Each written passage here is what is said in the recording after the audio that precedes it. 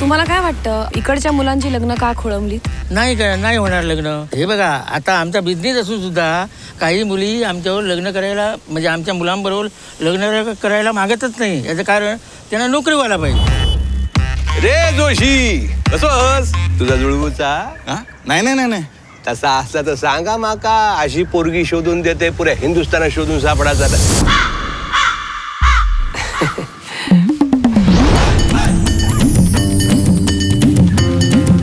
मुंबईचा कसला खूळ लागला ते का कळत नाही. तिकाच नाही, इथं सगळ्या मुलींका खूळ लागला मुंबईचा. तुका पण शहरातलोच राजकुमार वयो. काय हरकता? मुलींनाही त्यांच्या आयुष्याचा जोडीदार ठरवण्याचा हक्क आहे.